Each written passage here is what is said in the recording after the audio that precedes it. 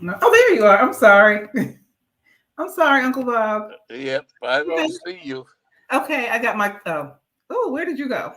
Okay, where'd you go? Okay, there I am. I had to. I add you to Okay, the all screen. righty, all Good righty. evening. How are you? Good, good. What's going on?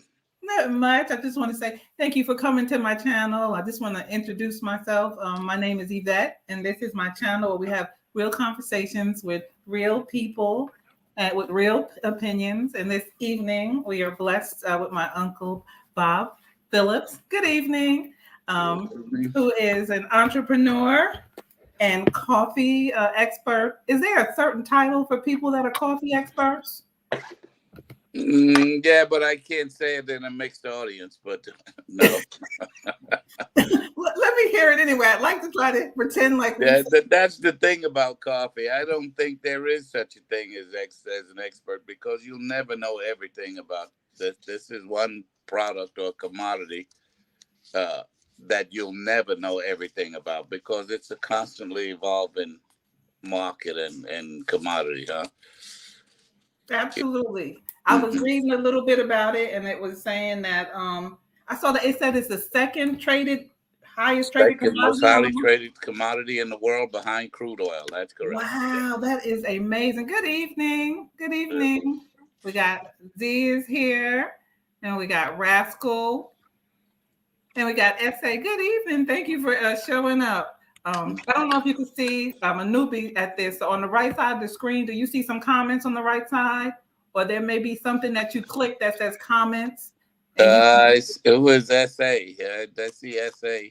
yeah, SA. Can I say who you are, SA? Because somebody told me that people have initials because they want to be secret. So SA, type your name if you want to be known, please. Um, but yeah, that really amazed me. The fact that it's the second highest trading commodity. Can you let us tell us how you got into the coffee business in the first place, or into the commodities business? What it how you originally started? Well, I got into coffee somewhat by accident. I'm professionally trained in the logistics area. I studied and went to school for uh, logistics, which it's called now logistics, but years ago it was referred to as traffic. And traffic is the business of moving goods and services from one point to the next point, whether that be airline, railroads, motor carrier, any form of moving products or services or people from one place to the next place. And I sort of got chosen to help in an area in the office that handled the coffee. I worked for General Foods, which at the time owned Maxwell House Division Oh, Coffee, who at the time was the largest coffee company in, I don't know if not in the world, but certainly in the United States.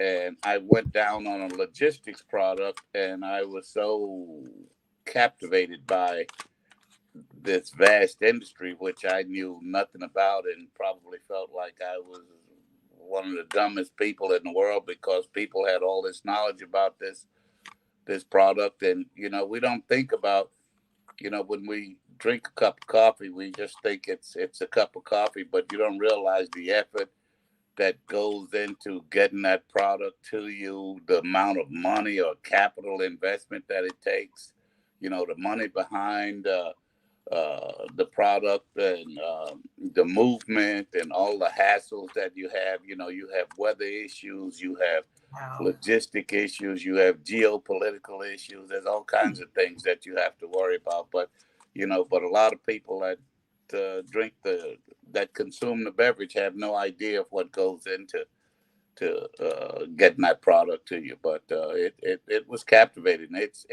an industry where it's a constantly evolving industry. I mean, it's like a job that you could never get bored of because every day it changes. It's like the coffee industry tomorrow will not be the industry that it is today because there's so many things happening. You could never believe. Presidential elections affect coffee. Wow. weather affects coffee. All sorts of things. So it's a challenge, huh? Yeah, and it sounds like definitely it is your passion. I can hear it's your passion that you're familiar with it. That's a blessing that you got to find your passion. Mm. So I was reading a little bit about coffee, and I saw that there are two, what do they call it? I guess not. Types of geniuses or strains or whatever you're talking about, Arabica and Robusta. Yes, Arabica and Robusta. Yeah, So, yeah. what can you tell us about that? About Arabica and the Robusta? Well, they're both coffee. It's like if I could make an example, it's like a Granny Smith apple and a crab apple, right? They're both Okay. apples, but they're different types of apples. Uh, Robusta coffee is a lot different from the Arabica coffee in that it's it's a hardier plant. It's easier to grow. It produces more fruit, but as a result, and it grows in lower altitudes, whereas the Arabica coffee grows best in high altitude.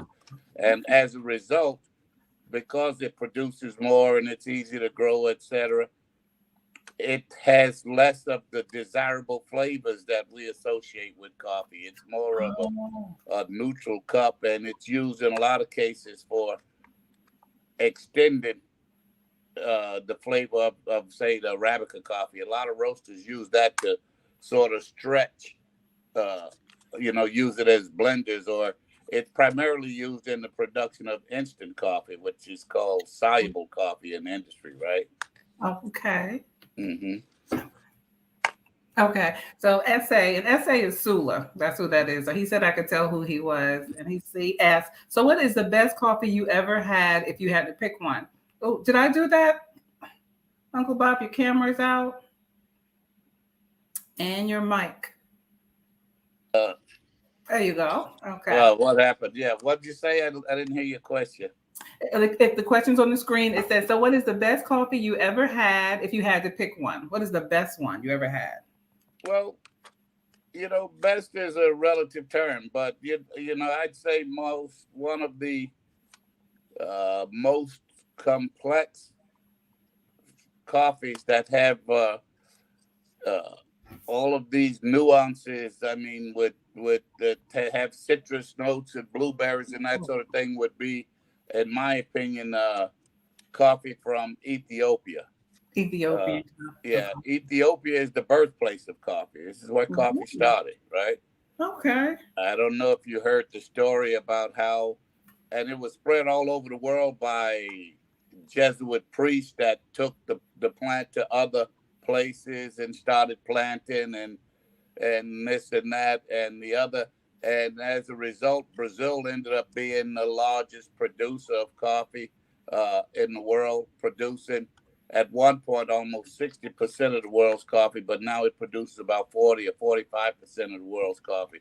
I didn't even think it was that much. I thought South America had the Well, wow. South Brazil's in South America, but what happened was, I don't know if you know the story. It's these goat herders observed these goats eating these berries from this tree, and once they ate the berries, they started jumping around. I guess they got a caffeine fix, and this is what sparked their interest in the bean itself. I don't know how they came about roasting the coffee or whatever, because coffee has none of the characteristics that we associate with coffee until it's roasted. I mean, when you the smell coffee or whatever, when it's green before it's unroasted, it has None of it's that before. it smells like nothing really. I mean, so it's like a cereal type smell. So uh, Wow.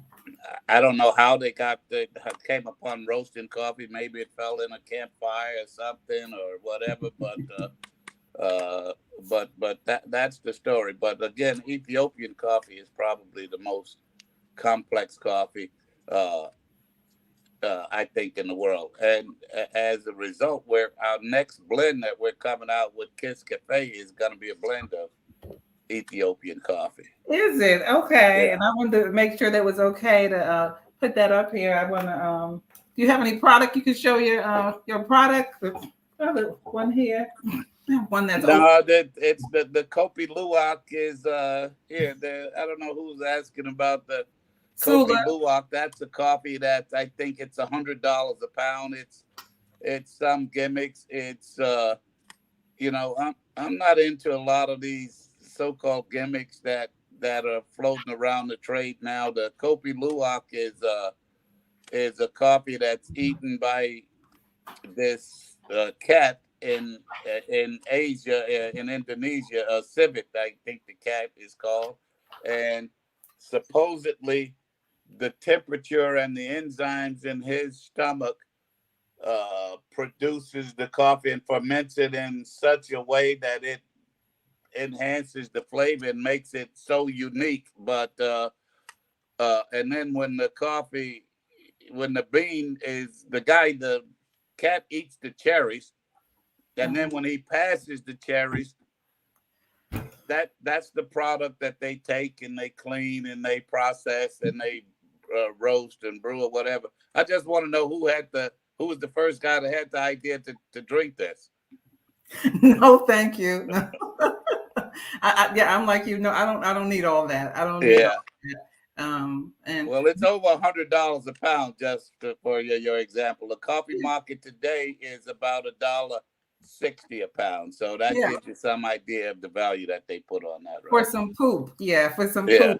I don't know. I think I'm gonna pass on that. And then of course, and because it's in such limited supply, and then of course they started, these animal rights organizations, because they started force feeding these cats cherries to make more. So it's you get into a whole thing, and then they started with coffee, but with birds and with monkeys and with all. It's just this should fit in line with your commercialization thing that you had the other day. That's exactly what it is. Yeah, I was gonna say they should feed it to cows. Cows got plenty of poop, and they got cow pies, and they can have coffee flavored cow pies. I don't know. I'm not having it. No, thank you. No, thank you. So Z wants to know: does grounding the beans right before brewing bring out more flavor? Not more flavor, but the oxygen is the biggest enemy of coffee. So basically, it's better to buy a whole bean and grind it right before you brew it than to buy ground coffee. So when you just think about it, when you have a solid bean, oxygen can only get to the outside of that bean, right? And when you grind it into little fine particles, then oxygen can permeate all of the grinds, which starts the process of making it stale. So so coffee will keep longer in whole bean form than in ground form. That's why the best cup of coffee, or the freshest cup of coffee you could get, is roasting it, letting it degas for a few hours, and then grinding it, brewing it, and drinking it. I mean, all in the same day. But that's impossible because that requires roasting equipment, et cetera, et cetera. So, but it doesn't make it more flavorful, but it makes it'll be fresher. It'll taste fresher. And the key to coffee is freshness. The coffee that you get in the supermarket is probably anywhere from 3 to 4 months old by the time it arrives at the supermarket. And the best coffee is coffee that you get that's roasted, ground, brewed, and consumed. That's why we're trying with our product, the Kiss Cafe. We are getting product to the consumer in most cases within 10 to 12 days from roast date, which is unheard of. You can't buy that in the store. Huh? That's yes. See, and that's quality. That's the thing that you can't buy in the store. Absolutely. And that's what people. Luckily, I think we've received over 3,000 orders already. That's wonderful. Knock wood, we have not had one negative comment, and that's sort of unheard of. Which. That there's no product in the world that I think that everybody likes. So, so you had a negative comment? No, I was waving at, but you got somebody behind you. I was going to say nothing but wonderful comments at my job. How Yeah, are you today? yeah. And Nothing but what wonderful people, comments at my job. The I blend think is what people like about the product is the freshness, and I think that's what's coming through. And when they talk about the smell and this and that and the other, it's right. And when you have a quality product, you have a quality product. Um, so what's the best way to store? So when you get your beans, you get your beans. What's the best way to store them? well, you should store them in an airtight container. Something airtight. But the key is you should never buy more than you're gonna consume in say 1 week or 2 weeks. Wow. Yeah, it's not a good idea to go buy this 5 pound the can of coffee, and it's going to take you 3 months to drink it because it's going to be stale before you get to the point of drinking the coffee. So you should buy no more than you're going to consume in a week or two, right? So you said at your business you have roasters there. I have sample roasters, meaning that we have roasters that we could roast like a quarter of a pound. It's for tasting or testing the coffee. Oh, uh, okay. what we do at our job is, I mean, coffee is traded commercially on description with the cup should meet a certain profile. It should have a certain amount of defects and that sort of thing. So when we buy coffee or when it's traded commercially, you have to test it to make sure that the cup is sound, that there's no unpleasant cup or taste characteristics or or it does not contain more defects than the description of the product allows, right? Okay. Mm-hmm. Now, and I learned something. So I brought some coffee to my job, and they all loved it. I hope they all ordered. They said they were. I don't know. So I hope you got some orders from Memphis. But I learned that they were saying that, like the roasting, I just assumed that the darker roast was more caffeine, had more caffeine in it. But somebody was saying, and as you said, that I guess the longer you roast it, the less caffeine you have. No, no, no. The the roasting has no bearing on the caffeine. It's Oh, the same okay. amount of caffeine that's in the bean whether it's a light roast, a medium roast, a dark roast. The thing that people misconstrue is that the percentage of caffeine changes the darker you roast, because the darker you roast, the more moisture you take out of the bean. And if you compare the amount of caffeine, if you roast a pound of coffee when it's green, it weighs 16 ounces, say, Okay. when it's green. A medium roast will maybe yield 14 ounces, or a darker roast will probably yield 12 or 13 ounces. So it's the same amount of caffeine in that 1 pound of beans that you started with, but the percentage of the dark roast is going to be less because you roasted it longer. But it doesn't Uh, have more caffeine. That what people associate with when they say they like strong coffee. In a lot of cases, they like burnt coffee, which is not a big. I'm not a big fan of. But the people, especially younger people, tend to like that type of coffee, right? you're saying dark roast is a burnt coffee. Well, some in my opinion is burnt. It's there's a point where you stop tasting the coffee and you're tasting the burnt notes in the coffee, which is, and if that's what you like, then fine. That's what you like. Yeah. Hmm. Okay. Okay. Let's see. I don't know what this. It says. Sula says, I have gone by and seen the roasters. Oh, and the little cups that they taste with, and never knew that the beans were green before brown. Yeah. So Sula was saying Right. she didn't realize the beans were um. And I put up a question from Rascal. He asked what he said. Where does the best coffee grow? I know we said it originated in Ethiopia. Where does the best coffee grow? Who has the best? Oh, Best again is a relative term, and what you have to realize is coffee is a very personal thing, right? Uh, mm-hmm.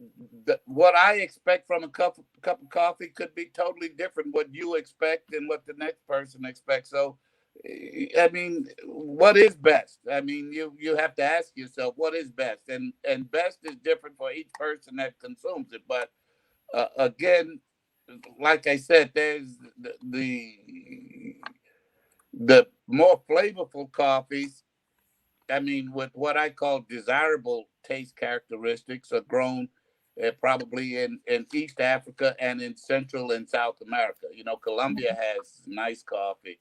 All of Central America, Guatemala, Honduras, Nicaragua, Costa Rica, Panama has some very, very nice coffee. Uh, Really? yeah, and this is where your geography lesson comes in, and you can Google it tomorrow.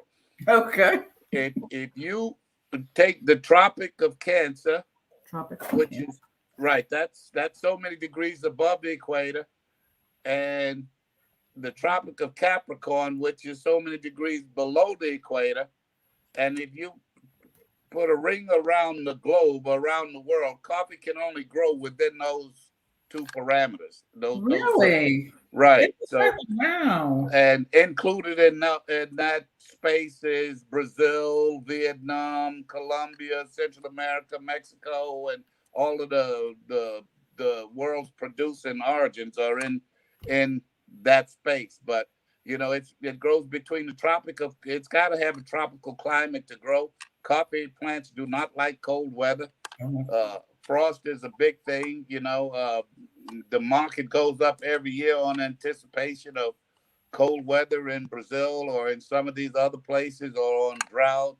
They have the El Nino and the La Nina effect, which is you got to read about that, which is sea ocean temperatures and that sort of thing. So it's a complex thing. So you have to know your meteorology and Wow. your geography when it comes to this, right?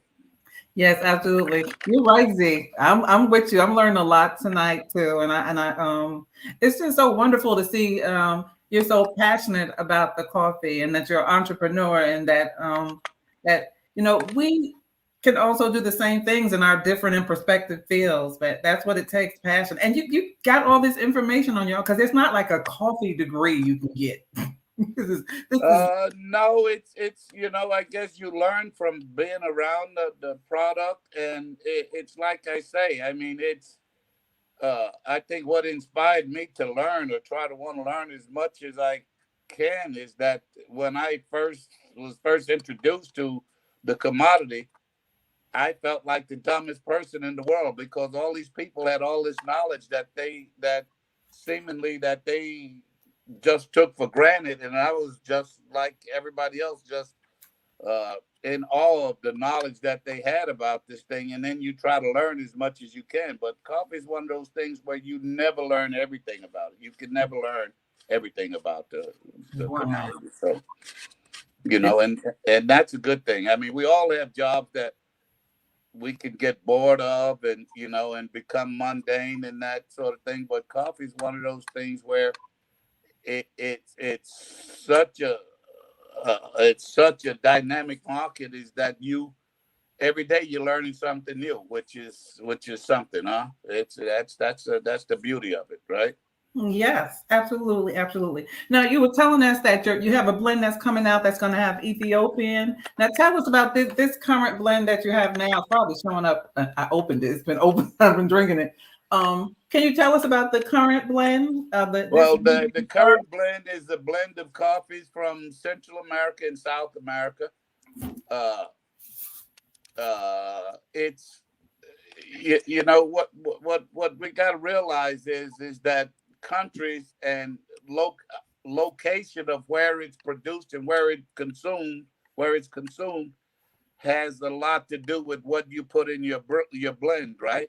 I uh-huh. mean, we geographically, our closest producing point for us is Central America.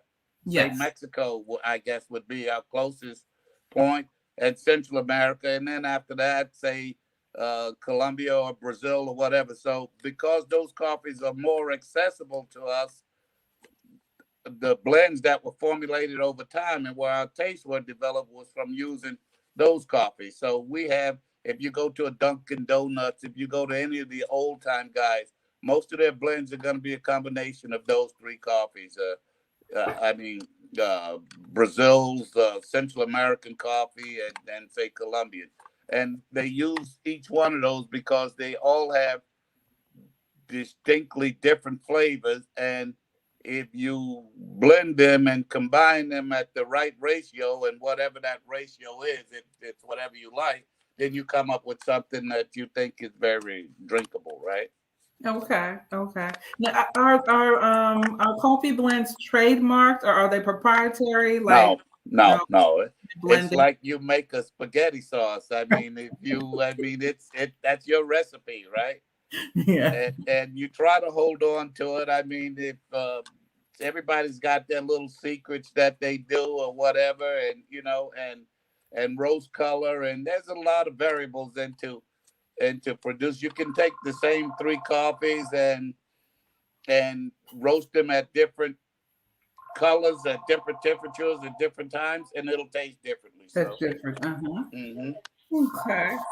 Okay. So we have yep. a there's a question here. It says, what is the difference between I think it must be is that espresso rascal? Are you asking about it?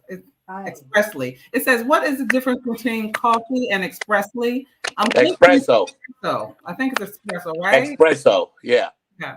Okay. So, Well, espresso is a little strong cup of coffee, basically. I mean, in a nutshell. But it's called espresso because it's expressed. You force steam through the coffee grinds, and as a result, it's extracted at a higher rate than say drip coffee or some other type of coffee that we use. So basically, that little cup, which is called a demitasse cup, the little small cups you demitasse. see, Uh-huh. right?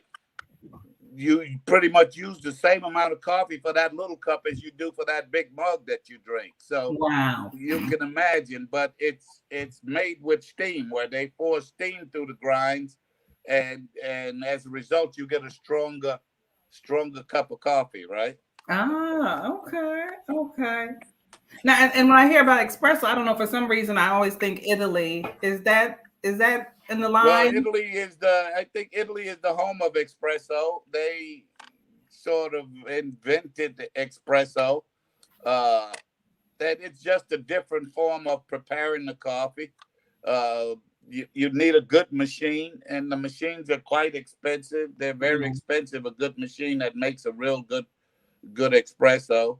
So the we used to the most prominent form of brewing coffee used to be in the percolators. Like remember Miss Olson with the Yeah. coffee pot with the little bubble on top and that sort of thing. But what they found was that kept heating the coffee over and over again, and it made it strong and bitter. So they've come up. There's probably 30 different ways to make a cup of coffee today. So it depends on whatever you like, right? Okay. Okay. All right. Z asks, does the water that you use make a difference? Does the water? It makes the most important part of coffee is the water. So if you want to make good Really? coffee, you have to start with good water. I would recommend using bottled water. Mm-hmm. Uh, to make your coffee because it will definitely make a difference. You got to realize coffee is 97% water. So True. True. you can't make a good cup of coffee without having good water, right? Okay. Absolutely. Okay. That makes sense. That makes sense. Let me see what else. Okay. What else did I do? So, I have a little book here, and it has all kind of little, different little coffee recipes. So you probably know what these words mean. So, you did the espresso. They have something. It's Doppio. Have you heard of A that? doppio, yeah, that's different types of coffee that uh, these people make, and they have white coffee and they have lattes and this and that and the other. And basically, that's different ways of preparing the coffee. So I'm not too familiar with all those because I drink coffee with sometimes little milk and sugar and sometimes black. So that's I'm not into cold brew and some of these other things. I'm a dinosaur when it comes to that. So Yeah, and that was one of the things I remember in your interview. You said that that your coffee is not for coffee snobs. I don't know what. You got a little. well, I didn't mean any harm to coffee styles, Oh, but it's there's some people that these coffee purists that if you put sugar in coffee, oh, you drink coffee with sugar, or so it's hey, leave me alone. Let me have it the way that I want it, and you have yours the way you do you, and I'll do me. exactly. That's right. We all should get to drink coffee the way we want to drink it. So it's Right. Again, oh, coffee, it's a personal thing. It's oh, there is no right way or wrong way. It's however you like it, right? exactly. It's how you like it. Okay. Yeah. So we have a question from Joyce. She says, "Flem, are you ready for the worst question?" It says, "K cups. How did they come about? Your thoughts?" We K got cups something. for It the sounds new like something's generation. crunching on the mic. I'm sorry. It sounds like something is crunching on the. Maybe it's me. Let me see. Yeah, I think it's your mic. Okay. That's better. Oh. Okay. That's better. I'm gonna come out and let you talk about the. Okay. All right. No, well, K cups were developed. That's for people that want instant gratification. It's convenient, it's quick, it's it's but for everything that we do fast, that there's a risk, and I mean not a risk, but there's payoff, and there's a cost to that. So I'm not a big fan of K cups. Uh, they're easy to make, but they require a lot of packaging. The cost per cup is very expensive. Uh, compared to a drip coffee maker where you can make 10 cups of coffee in a pour over, they call it, Mr. Coffee or one of those, and your cost per cup is so much cheaper than the K cup, and that's because you're using more packaging. And then you got people that even complain about the amount of plastics they that that accumulated because of the K cups and that sort of thing. So it's they're fast and supposedly convenient for some, but in my opinion, the coffee's not hot enough. It's not strong enough. Then I prefer the old-fashioned way. I think I like probably a pour over, which is like a Mr. Coffee with the basket and the filter. The second choice would probably be a French press, where you put the grinds in the hot water, and then you press it. And after that, for me, it's probably an espresso. And then somewhere way down the line comes the K cups, right? Okay. We have what is this? I don't know. Oh my gosh, it's a worm in my mic. Yeah, they say you don't wait. Who is this? This is so. He said because you don't waste a whole pot of coffee, but you don't have to make a full pot of coffee, right? If you got a 10-cup coffee maker, you can make five. You can make 5 cups unless you get your measurements right. And what happens if you want a second cup? And what do you do if you got company over? You got to sit there and make K cup after K cup after K cup. So it's everything has its place, right? There's a place for it. I mean, I don't knock it. I think that's probably the most prominent form of making a cup of coffee today is probably the K cup. But again, I'm not a big fan of the K cup. Although we're gonna have K cups coming soon. We're gonna be launching those too because the public wants them, right?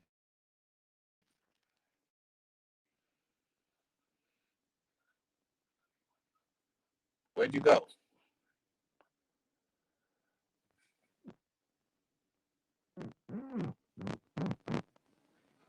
Oh, you're back. I can't hear you.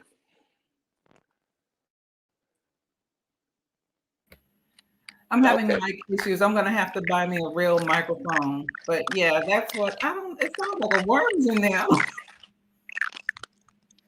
don't know what that is. But yes, people want the K cups. You got the earbuds? Oh, there's an idea. I'll be right back. Yep. So let me mute my microphone so I can stop the squirrels. Goodness gracious. Okay. And let me see. Let's see.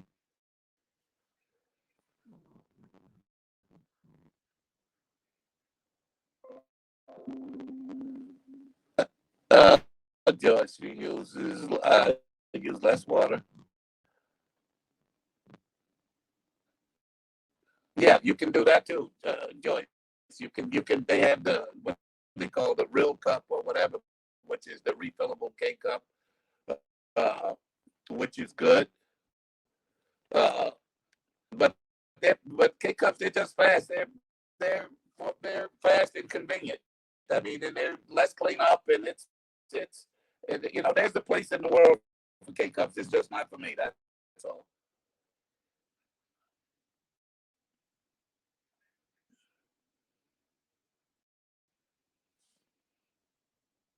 Now I can't hear you.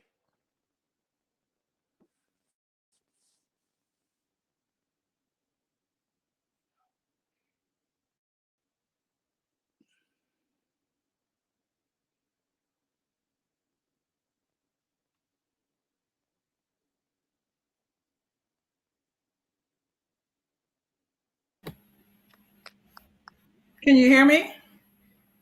Yeah, I No, hear you. Yeah. you can't hear me. This I don't know this. I don't know whatever that squirrel is. Okay. Do we have any questions? Anybody want to come up or have And what else can you tell us about coffee, Uncle Bob? Oh, Well, I can tell you that it's a very capital intensive commodity. You need a lot of money to I mean, it's not for people, and that's how I don't know how I'm in this business because I don't have a lot of money.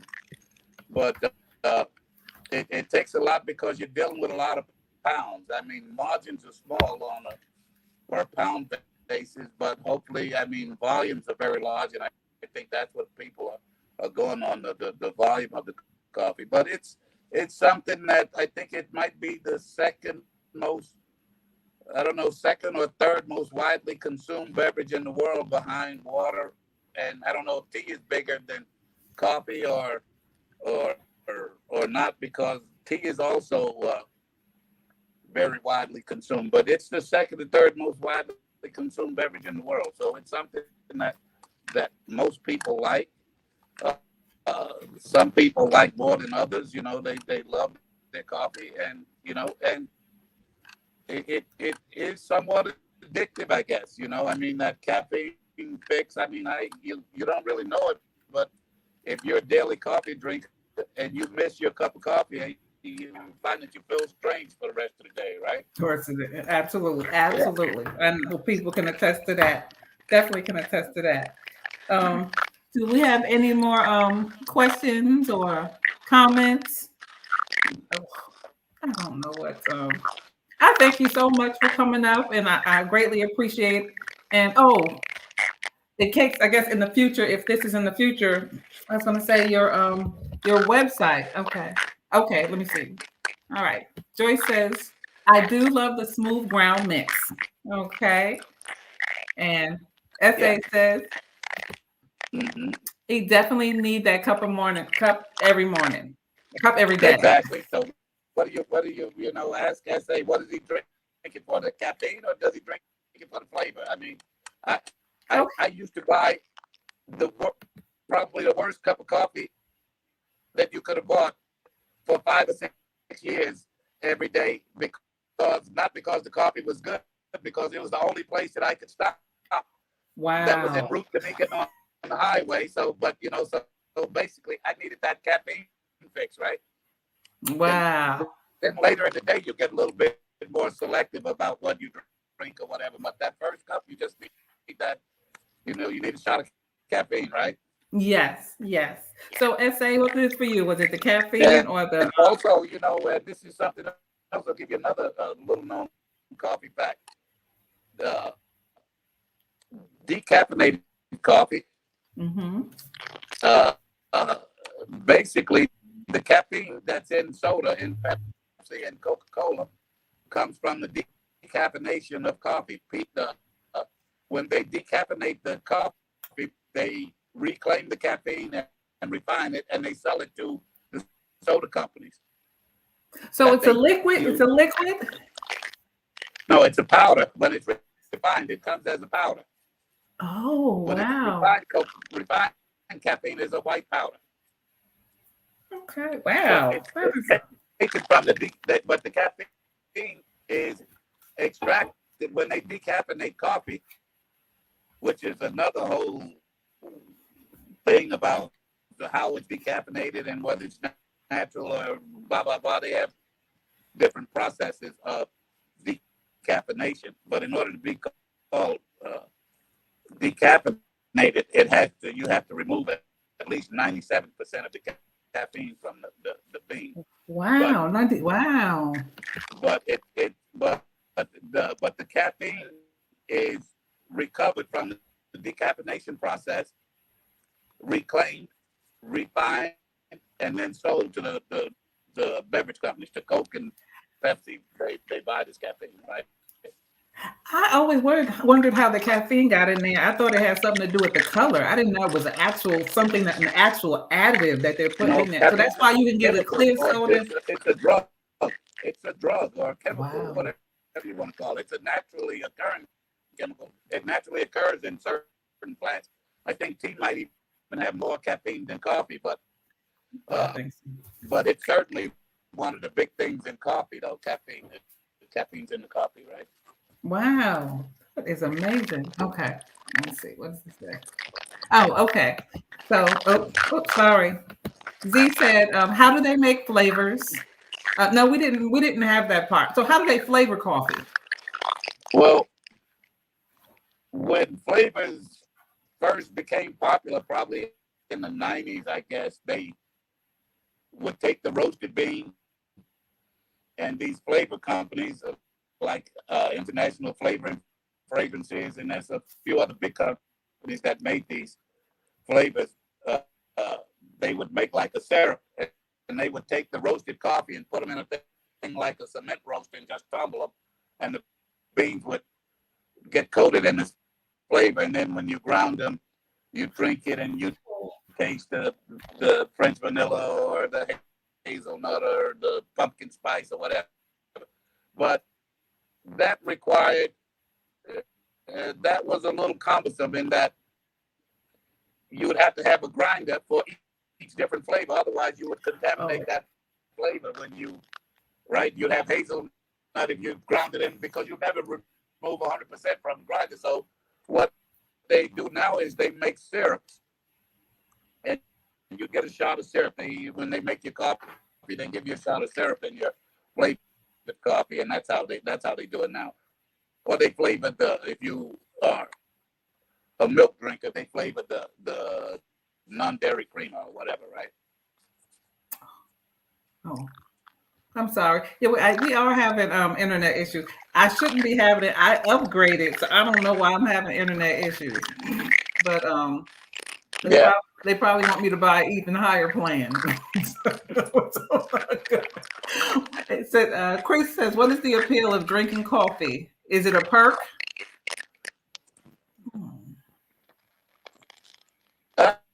Well, it depends. For some people, it's the perk. It's the caffeine. Some people just like that warm, that hot beverage, whatever. Some people like the taste of the coffee, and some people like all of the above, right? But and I know for me personally, for each cup, it's for different reasons. Like I said, the first cup for me is the caffeine fix. Okay, yeah, get you started. Mm-hmm. And then after that, it's probably because it could be cold outside, it warms you up, or if you go long drive and you get a little tired, it helps you to stay awake. There's various reasons, right? Absolutely. I'm with you, SA.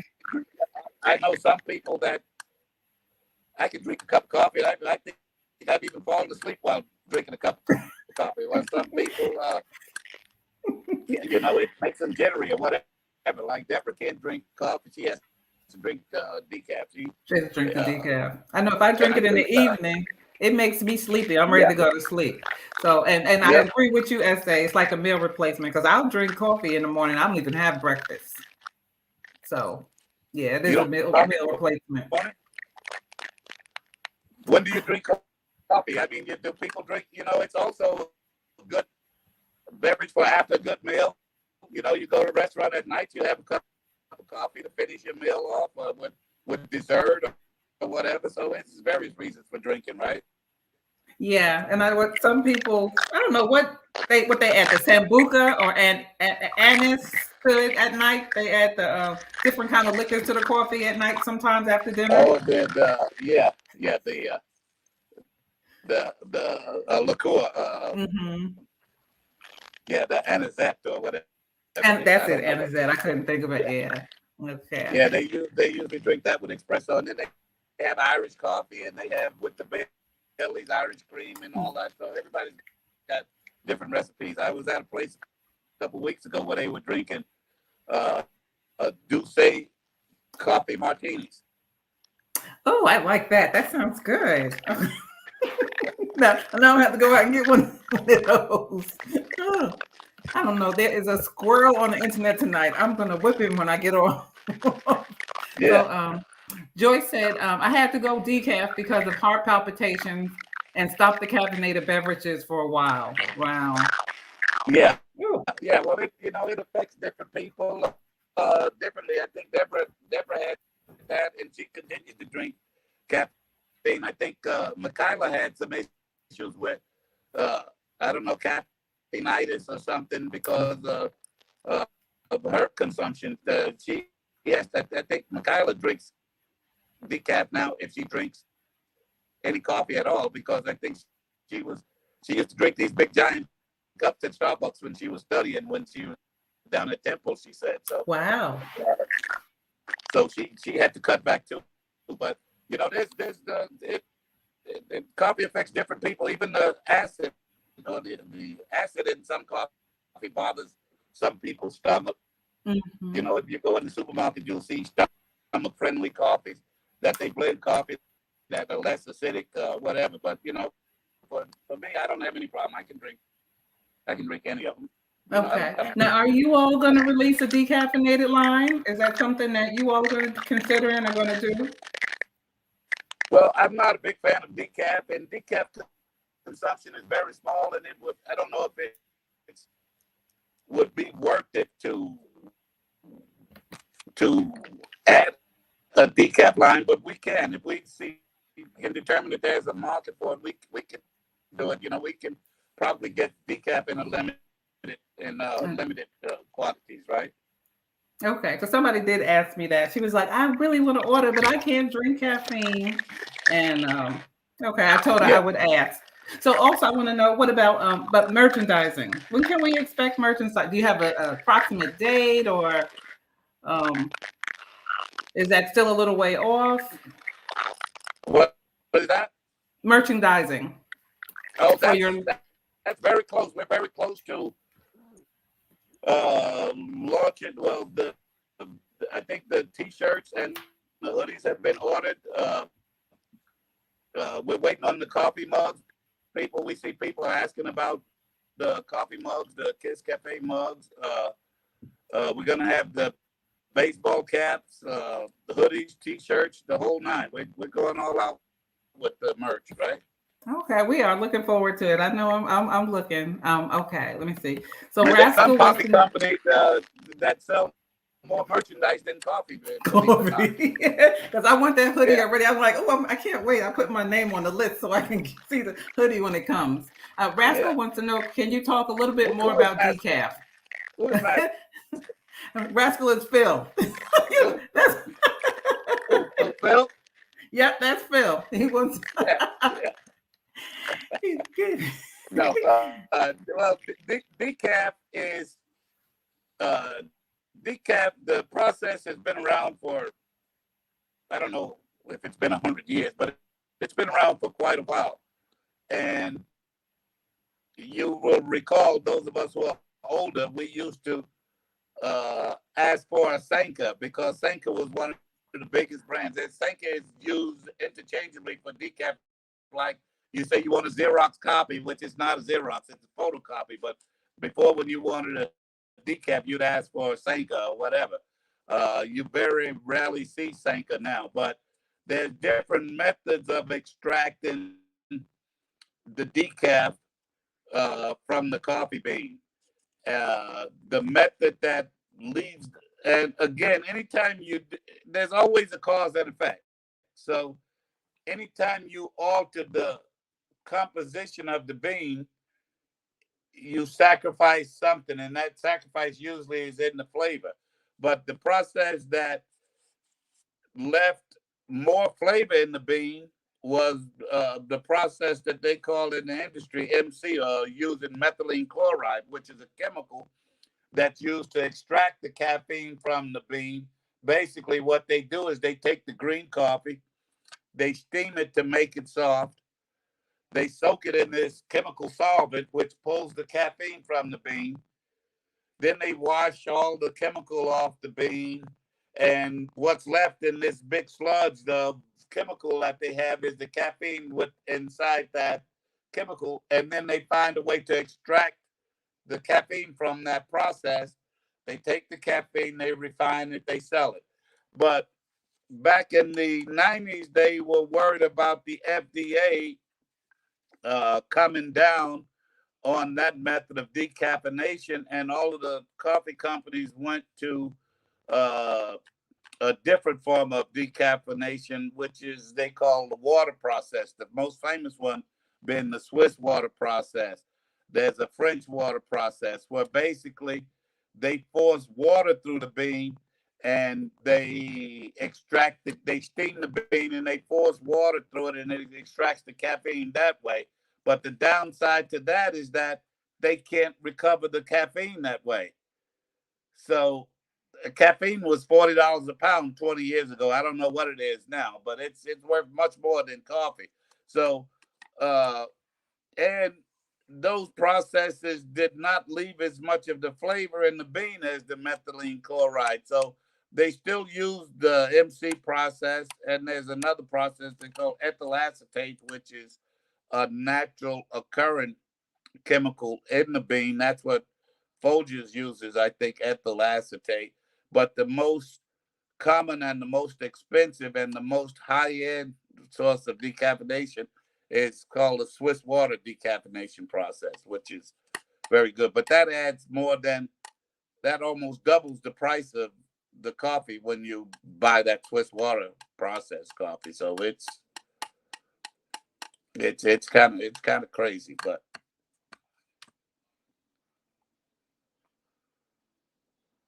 yeah. Yeah, the decaf is a lot of work. It's a lot of work, but it's not without rewards. I mean, you were selling, the coffee was 50 cents a pound, and they're selling caffeine at $40 a pound. So go figure, right? Wow. Yeah. Wow. Okay. So for I gotta come out. For a non-drinker, for a non-coffee drinker or novice, how would you suggest a person getting started drinking coffee? Yeah, how do we start drinking coffee? Well, it's that's a question. And if you look at some of these interviews, and I don't know if you remember your first cup of coffee and how you came about having that first cup of coffee. But I was telling Phil that, and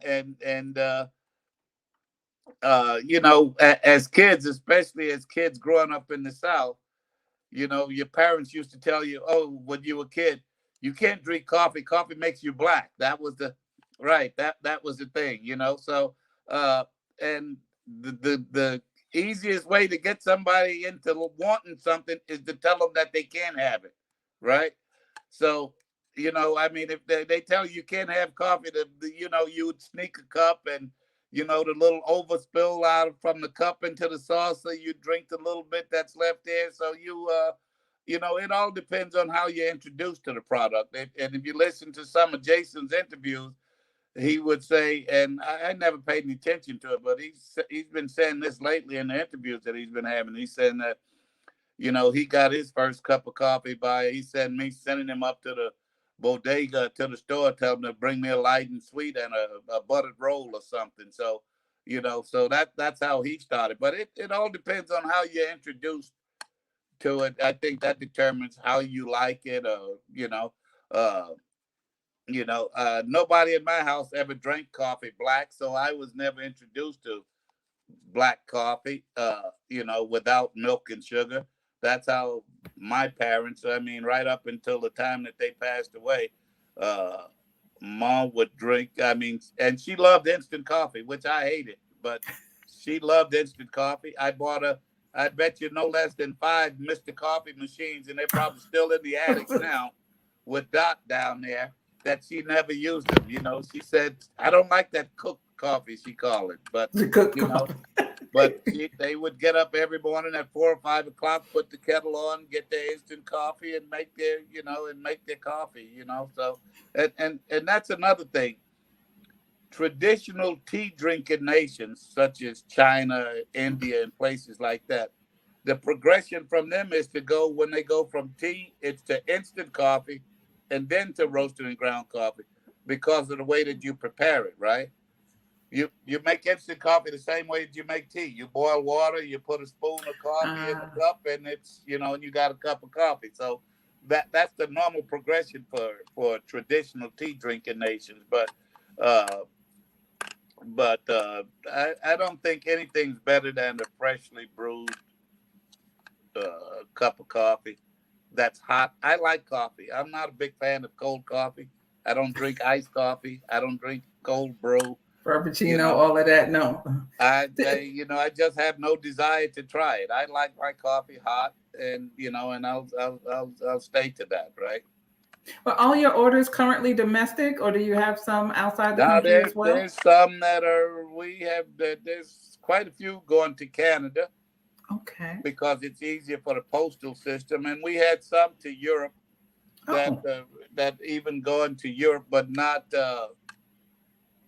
that many. We're talking to a guy that we might partner with that might be our distributor in Europe when we decide to do that. So okay, well that's wonderful. Mm-hmm. Okay, Chris asks. He says, "I'm sorry, I got to come out." It says, "Will Kiss Cafe go organic?" At some point, we're going to have a full line of products, sustainable and organic. My roaster, the guy that roasts for me, which is in Detroit, by the way, Kristen, is organic certified. But we'll do the Rainforest Alliance, the 4C. We'll do all those. We have all the sustainable certificates at our disposal. But we started small because we just wanted to produce a basic product. And as I said before, we're going to come out with another product. We're shooting for a Valentine's Day launch. It's what we're going to call our French Kiss, or the name in French. Beijo is kiss in Portuguese. That's where the name comes from. In French, the word is bisou. So we're gonna have. We're already developing the packaging, and we're gonna be test marketing the blend. And I'll use all you guys as my guinea pigs to see how you like this new roast that comes out. But it's gonna be a very nice roast, very high end roast, and we're gonna have the K cups, or Kiss cups as we call them. That's gonna be coming out soon. So. And at some point we'll go organic, and we'll do all that stuff. Yes, that is the New York breakfast, the coffee and the buttered roll. Yeah. Well, see, that's another thing. When you come from the South, people don't eat bread and butter down there. I don't think that's not a big thing in the South, right? I don't know why. It tastes very good. They don't know what they're missing. I know, but that's a New York thing or an East Coast thing. Bread and butter. I mean, I had to learn to live with that when I first came to New York, especially with a big glob of butter on a piece of bread. That took some getting used to. Oh, it seems like it was always the right thing to do. Yeah. And Rascal asked about Pep. Where is Pep? Is Pep in here tonight? Who? Pep. You don't know who Pep is? No. Where'd we get all these aliases from? Yeah, let me see. Let me see. What has Joyce said? Oh, I gotta. All right. I was introduced to drinking black and white while going to boring meetings. Black. I'm sorry. Drinking black while going to boring meetings. Oh, yeah. See, but where do you know? And that's something you should have asked the audience. Do you remember your first cup of coffee? You know? I mean, let me ask the audience if they could weigh in. Do you remember your first cup of coffee?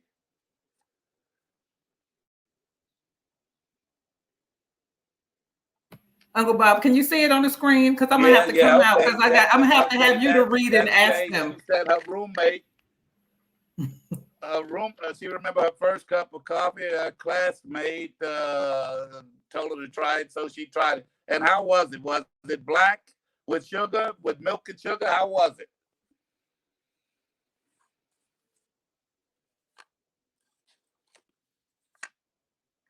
As soon as she types it, I'm gonna put it up. She didn't put it in there. As soon as she tells us what it is, I'm gonna. Yeah, but I'm type saying, it. does anybody else remember their first cup of coffee? All right, you all, come on and type in your first cup of coffee. What was it like? But how did you have it? Yeah. I'm gonna come out because oh gosh, I'm gonna come out and let you read, Uncle Bob, because this squirrel just won't leave me alone. So Yeah, okay. But you guys were grown when you had they were they were grown when they had their first cup of coffee, pretty much.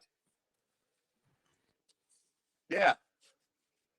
You know, so that's strange. I mean, like I said, I had my first sip when I was a kid because I stole it from my mother's saucer, right? So tell me, because I heard that at church, the thing about coffee makes you black. Can you elaborate? I never understood why they said. Well, you know what I think the thing was is that coffee was expensive and it wasn't to be wasted on kids, so they would tell you that and this is before black was beautiful too, right? So so I mean, I don't know where that came from, but if you Google it, it's in Google. You'll see that in Google. I mean, some people, there's different things. Coffee makes you black. Coffee makes you this. It does something. But I think the basic reason for those comments were that they didn't want the kids to drink it because it was expensive, relatively expensive at the time. It was somewhat like a luxury, and they didn't want to waste it on the kids, right? Who is Lynette Phillips? That's Devanya. Lynette? Yep, everybody. Man. That's right. This is your first time getting on here. Yeah, what they got all these names? Aunt Joan is Pep. Aunt Joan is Pep. That's the sweetest name. I think that is the sweetest name. Pep. Oh, that is Pep. so sweet. Oh, okay. The one with the least amount of pep. Oh no, that's not why. It's Pep is short for pepperoni. Yeah. Okay. Anybody else going to type in their first, what their first cup of coffee is, or have any questions? So how they got introduced to coffee, right? Most people I'm finding were grown. I mean, Shay Zubaida said studying in college, so they were basically adults when they had their first cup. Yes, I don't even remember my first. No. Chris says, I remember on Mark Twain, I sipped grandma's Folgers with the red lid. It was black. I spit it out.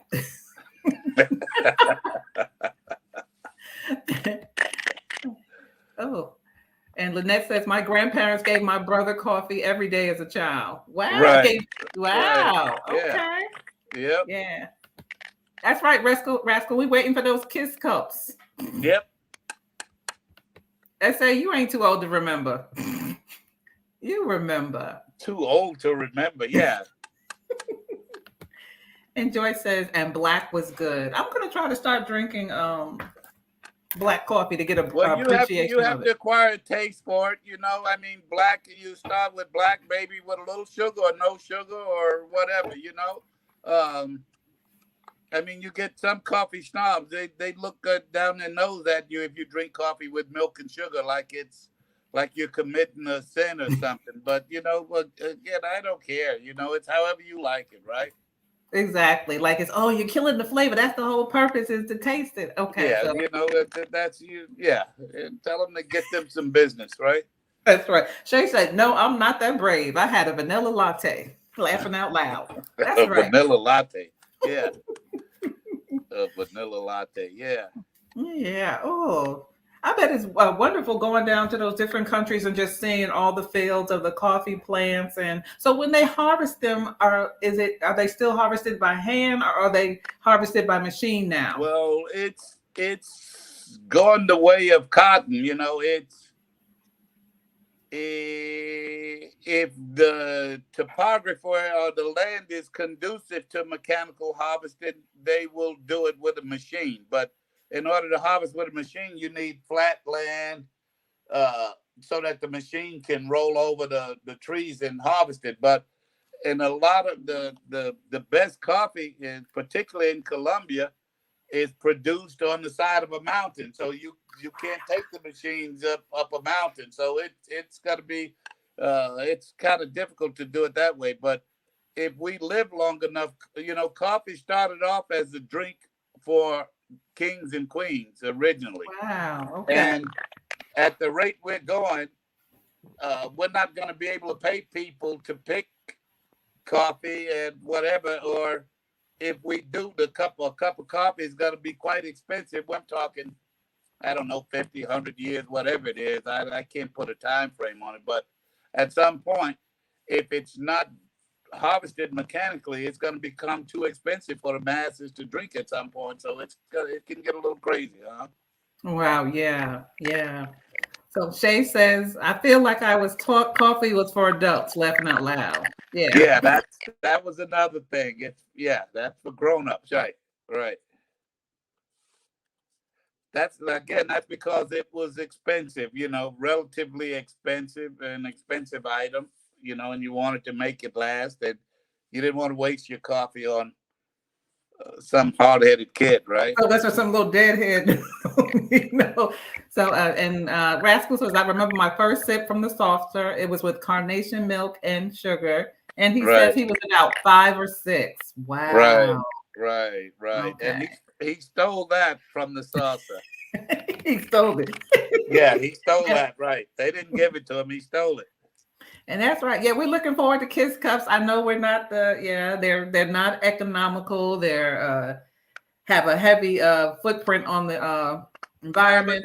they're quick and they're convenient, and again, they're probably. I would venture to say that we would probably double. We would have doubled the orders that we've had so far if we had K cups. So Well, you it's know. coming. As soon as you get the K cups, those Oh orders are yeah, we're coming. working on that. They're gonna be. We'll have those definitely within the next couple months. We're working on the design of the packaging and the label. We can't call them K cup if they're not produced on a certain machine that people have licensed.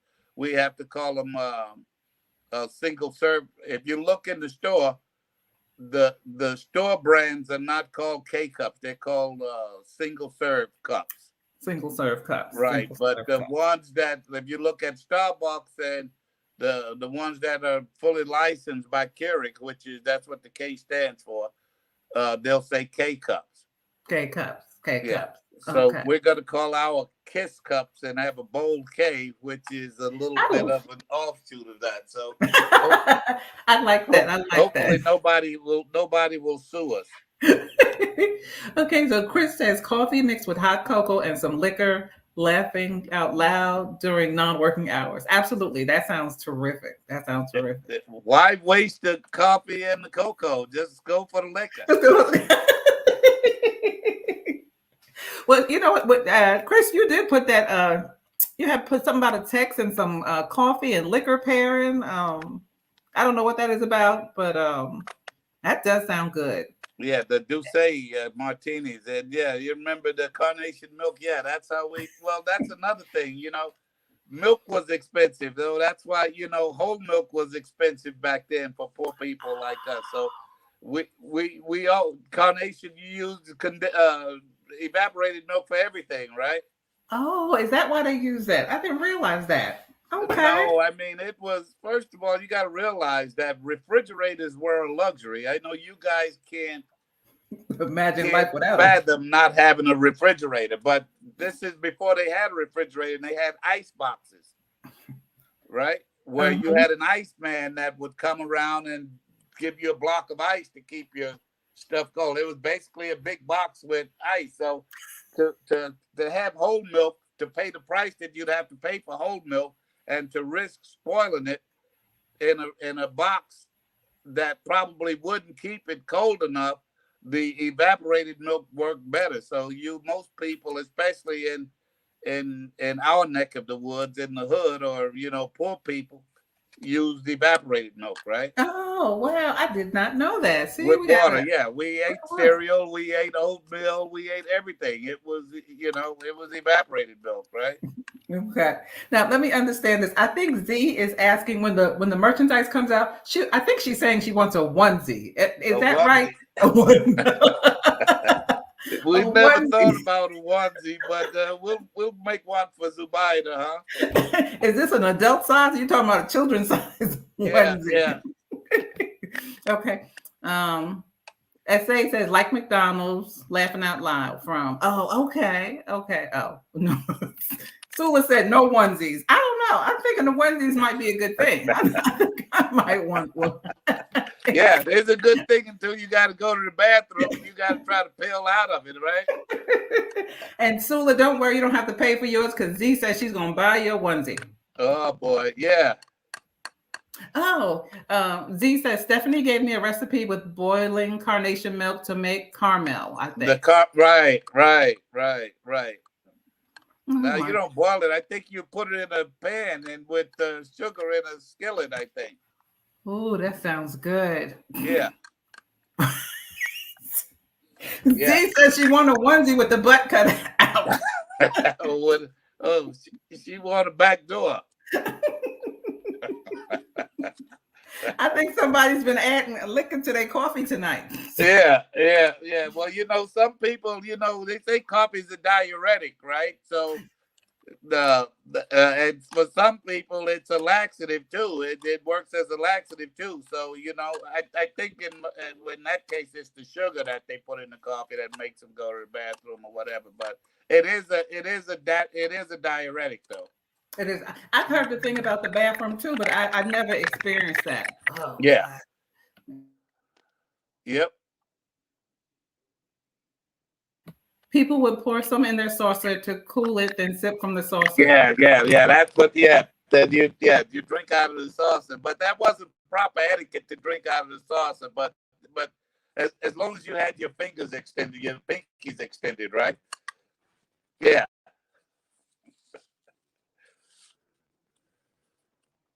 I'm gonna have to have you back on, Uncle Bob. They are loving you. Let me see. Let's see. Oh yeah.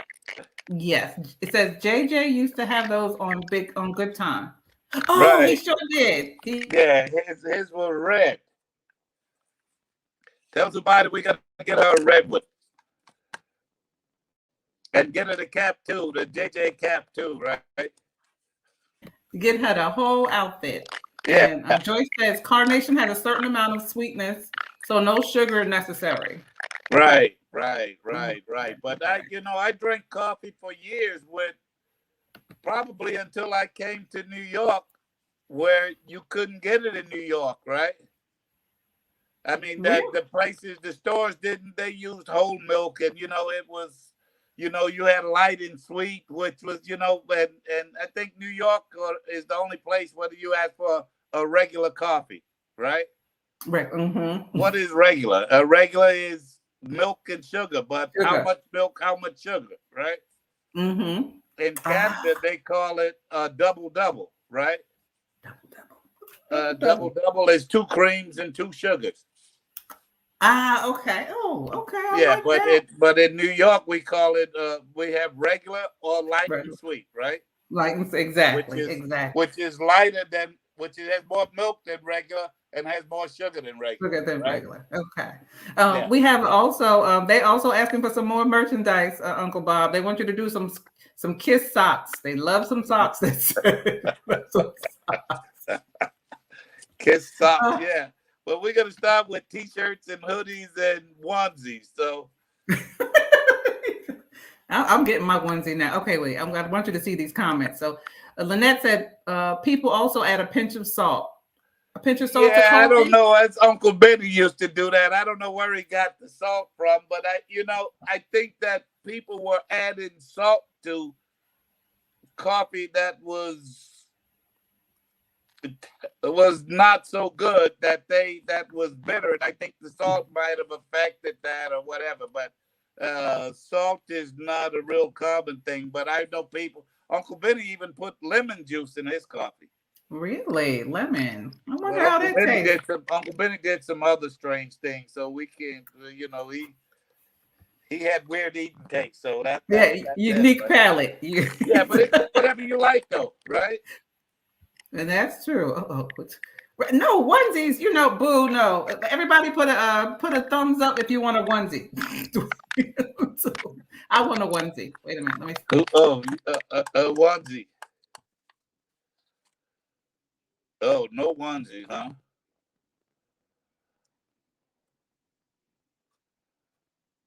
Oh boy. I have really enjoyed Does anybody else have any questions or any other comments? Thumbs up. Yeah. Oh, yep. Okay, so that's one. That's two onesies. Anybody else? Just make two. Me and Z. The rest of them, they don't want them. When you got a belly like mine, I don't think you can wear onesies. I mean, I don't think you should wear onesies, huh? You don't think you should? Yeah. Okay. So we can have onesie. Hey, that's a good idea. We can have onesie night in Florida. Oh, okay. Yeah, we got a whole year to get our onesies together. Well, we need short sleeved and short legged onesies in Florida, right? That's right. No long sleeve. Yeah, that's gonna have to be short sleeves and short legs because it's too hot for that. So, exactly. Uncle Bob, thank you so much for coming up. I greatly appreciate it. And we that's three onesies. I learned a lot. I'm gonna have to have you come back. Who else wanted a onesie besides Z? Devanya, just three. Me, Devanya, and Zavida.